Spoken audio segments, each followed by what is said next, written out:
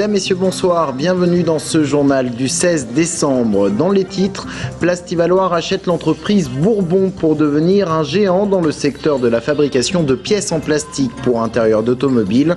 La société basée à Langeais profite des faiblesses de son concurrent pour l'absorber.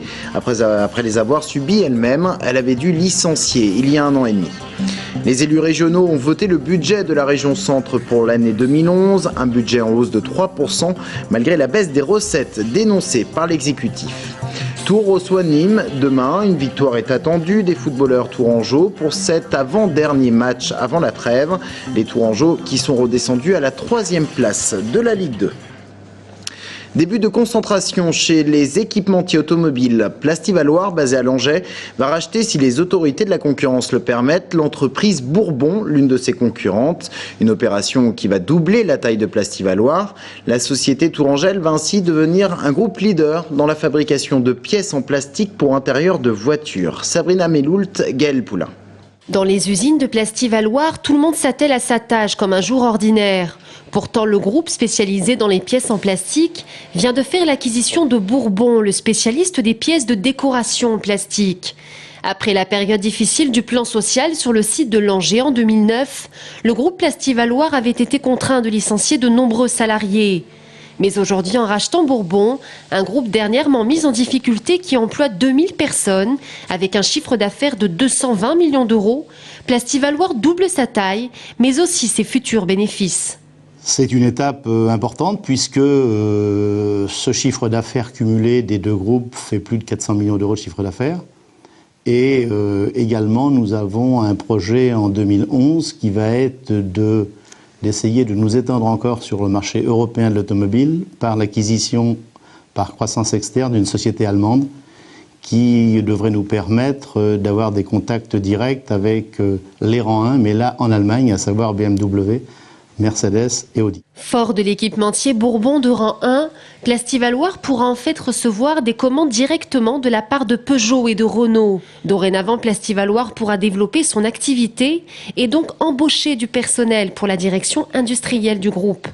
Mais Plastivaloir et Bourbon sont surtout deux entreprises complémentaires qui peuvent s'assurer un franc succès dans le paysage automobile européen. Bourbon est plutôt spécialisé dans tout ce qui est décoration et des choses qu'on a déjà approchées au niveau du groupe Plastivaloir, mais pas forcément industrialisées à fond. Et je pense que l'apport de ce groupe-là va nous amener des choses qu'on va pouvoir proposer à nos clients actuels. Et bien sûr, ça va donner aussi un panel de clients que l'on n'a pas actuellement. Dans un contexte économique difficile, il semble que la concentration d'entreprises soit un lien pour renouer avec le succès. Accident mortel ce matin sur l'autoroute A10, impliqué une camionnette, un poids lourd et une voiture. Cela s'est passé dans le sens province-Paris à hauteur de Nouâtre. Il était 7h45. Une personne est décédée. Il s'agit d'une tourangelle d'une 50aine d'années. Vous le voyez, la circulation a été perturbée jusqu'aux environs de 11h en direction de Tours. Fin d'année oblige, les collectivités bouclent leur budget pour l'année prochaine. Aujourd'hui, ce sont les élus régionaux qui ont voté le leur. Un budget primitif pour 2011 qui dépasse le milliard d'euros, soit une hausse de 3% par rapport à l'an passé. Alors quelles sont les priorités de l'exécutif régional? Élément de réponse avec Nicolas Belmont. 1,24 milliard d'euros. C'est le budget qui a été voté aujourd'hui au Conseil régional sur fond de polémique concernant le financement des régions. Car si le budget est en hausse de 3% par rapport à l'an passé, les recettes, elles, n'ont pas augmenté. On a fait beaucoup d'efforts. Alors effectivement, je sais que c'est ce qui peut paraître curieux de dire finalement vous continuez à faire des choses avec des dotations de l'État qui sont moindres et sans augmenter les impôts. Mais c'est parce qu'on fait beaucoup d'efforts de rationalisation, de mutualisation, d'économie.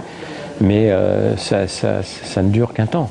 Avec ce budget, la majorité de gauche s'est fixé de nouvelles priorités. Promouvoir l'économie verte d'abord, un fonds de participation est destiné à financer les initiatives écologiques, mais aussi des plans de soutien pour l'emploi et le développement des infrastructures comme le très haut débit ou les maisons de santé. Beaucoup d'initiatives dans ce budget et même un peu trop aux yeux de l'opposition. C'est un budget qui, je le disais, est peu visible, c'est un budget qui est basé sur une critique incessante de la part des pouvoirs publics. Et c'est un budget qui prépare mal l'avenir parce qu'il ne met pas l'accent sur quelques priorités. C'est un budget de saupoudrage qui ne veut pas, en l'état, recevoir notre approbation. Le financement des aéroports de Tours et Châteauroux pour 1,3 million d'euros continue de faire débat. Les Verts, membres de la majorité, ont proposé la suppression de cette subvention, mais leur amendement a été rejeté, preuve que, sur certains sujets, la majorité reste fragile. En bref, Hervé Novelli est récompensé en sa qualité de maire de Richelieu. L'élu a reçu une Marianne d'or aux côtés de 28 autres lauréats. Un concours créé en 1983 pour reconnaître des initiatives remarquables de collectivités locales. Richelieu s'est donc vu distingué pour son projet touristique basé sur l'histoire avec la création d'un musée ludique faisant appel aux nouvelles technologies. Et puis cette blague de mauvais goût qui pourrait se terminer devant les tribunaux. Un dirigeant d'un laboratoire de la faculté de médecine à Tours a découvert un doigt dans un fromage qu'il s'apprêtait à déguster avec des collègues. Il a donc alerté la police qui a mené son enquête. Après avoir suspecté la fabrique de fromage d'avoir dissimulé un éventuel accident, les enquêteurs sont remontés à 4 étudiants en médecine. Ils avaient dérobé le doigt dans un réfrigérateur de la faculté et l'avaient dissimulé dans le fromage. On passe au sport avec le Tours FC qui reçoit demain soir au stade de la Vallée du Cher l'équipe de Nîmes. 9 points séparent les deux formations. Objectif pour les Tourangeaux, gagner pour engranger des points à 2 journées de la trêve hivernale. Il faut dire que Tours est redescendu à la 3e place du championnat de Ligue 2. Romain Delvin. Une réaction est attendue du côté de la Vallée du Cher. Seule la victoire pourra casser la série des 3 défaites et surtout pourra redonner une dynamique aux Bleus. Les Tourangeaux ont passé 16 journées sur 17 sur le podium de la Ligue 2. Il reste 2 journées avant la fin des matchs allés et les petites vacances.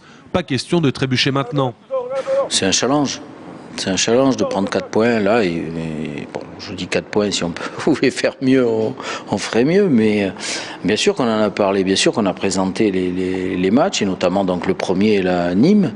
Et on sait, les joueurs savent très bien aussi, connaissent la situation. Et on s'est dit tous ensemble que voilà, il fallait qu'on soit sur le podium à la fin des matchs allés. Le contraire ne serait pas non plus dramatique puisque le TFC a déjà acquis sa place de prétendant. Reste maintenant à le concrétiser en battant un Nîmes Olympique 13e au classement pour rester à coup sûr dans le trio de tête. Mais même si on ne l'était pas, je veux dire, c'est pas non plus catastrophique. Il va rester 19 matchs derrière. Si on est à 2 points derrière, tout est jouable. Donc il ne faut pas non plus se focaliser là-dessus et sur le nombre de points, sur la place et tout. Gagnons le match demain, voilà. Du côté du Nîmes Olympique, le jeu est en reconstruction depuis le limogeage de Jean-Michel Cavalli. Noël Tosi a pris les rênes de l'équipe et depuis, pas une défaite en 5 matchs, Coupe de France comprise. Mais l'entraîneur des Crocos préfère la jouer modeste. Nous, on est sur notre chemin. On continue, même on sait que ça va être très problématique. Ça sera un véritable exploit si on pouvait ramener quelque chose de là-bas. Mais on va essayer de faire l'exploit. Nîmes Olympique est connu pour son engagement et son esprit combatif, à domicile comme à l'extérieur. Aux Bleus de relever le défi pour dissiper les doutes avant la trêve de Noël.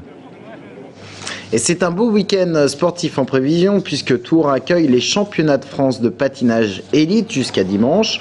Aujourd'hui, les meilleurs patineurs de l'Hexagone ont fait la découverte de la glace Tourangelle. Cette année, Brian Joubert est de la partie après avoir fait l'impasse sur ses championnats pendant 2 ans. Son objectif, prendre le titre détenu par Florent Amodio. On écoute Brian Joubert au micro de Félix Ségère. J'espère qu'il va y avoir pas mal de poids de vin qui vont faire le déplacement. Moi, je me sens bien ici. J'ai déjà eu l'occasion de faire des galas, jamais de compétition. Et c'est rare quand il y a des compétitions importantes près de chez moi. Donc j'ai à cœur de faire quelque chose de bien. Ça fait 2 ans que je ne participe pas au championnat de France, que je laisse ce titre à d'autres patineurs, qui sont de très bons patineurs. Mais voilà, je suis venu ici pour faire une bonne performance et remporter mon 7e titre de champion de France. La programmation du prochain Printemps de Bourges a été dévoilée aujourd'hui. On retrouvera sur scène, entre autres, les Tourangeaux Ben Loncle-Soul et Zaz, qui a fait ses études au Conservatoire de Tours. Dans les têtes d'affiche également Aaron, mais aussi les rappeurs de Section d'Assaut qui ont fait polémique dernièrement, Soprano aussi et Kali au rendez-vous de cette 35e édition qui se déroulera donc à Bourges du 20 au 25 avril. Et ces quelques mots pour vous dire que Virgin Radio conserve son décrochage décrochage local de Tours. La direction avait en projet de fermer ses antennes locales, mais le CSA l'a refusé. Celle de Tours est donc sauvée, mais 8 antennes locales sur 30 vont devoir fermer. C'est ce soir qu'est inaugurée la nouvelle exposition d'Eternal Network intitulée Les Nuits d'après. Jusqu'au 21 décembre, 6 artistes internationaux investissent la plage Choiseul et ses octrois. Parmi ces artistes, Claude Lévesque. Son œuvre est exposée en extérieur. Elle a été installée hier. Julien Gauthier était sur place. L'art contemporain n'a pas fini de nous surprendre. Une Citroën traction avant surgit des années 40, posée sur son toit et éclairée de l'intérieur. C'est une œuvre. Celle de Claude Lévesque, créée en 2008 et pour la première fois en mouvement grâce au travail de la compagnie Off. Bon, alors maintenant, pour vous que ça dure, pour vous qu'il n'y ait pas les tempêtes. C'est vrai que les grandes premières comme ça, cette œuvre de Claude Lévesque n'avait jamais été mise en rotation et voilà, on est bien content que le système fonctionne, mais bon, c'est toujours un peu du bricolage et là, on est en observation aujourd'hui puisque l'œuvre doit tourner pendant une semaine, 24 heures sur 24. Jusqu'au 21 décembre, sur la plage Choiseul et dans ses octrois, l'association Eternal Network invite les Tourangeaux noctambules à quitter la folie du centre-ville pour des nuits poétiques autour de la découverte des œuvres de 6 artistes internationaux. C'est une autre proposition par rapport à ce qui nous entoure. C'est une période de l'année où on est extrêmement sollicité pour jouer notre rôle principal, c'est-à-dire le consommateur. Et je pense qu'il faut aussi proposer autre chose que le monde de la consommation, c'est le monde de l'art, toute la poésie et toute la critique qu'il peut apporter aussi sur le monde.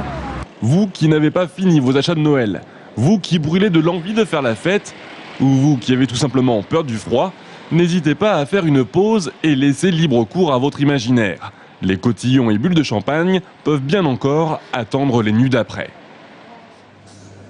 Les nuits d'après vous donnent donc rendez-vous jusqu'au 21 décembre à la tombée de la nuit jusqu'à 22 h. Quant aux œuvres exposées en extérieur, eh bien vous pouvez les voir 24 heures sur 24. Fin de cette édition, merci de l'avoir suivi. On se retrouve dans un instant avec l'invité de la rédaction. Nous allons parler de France Télécom.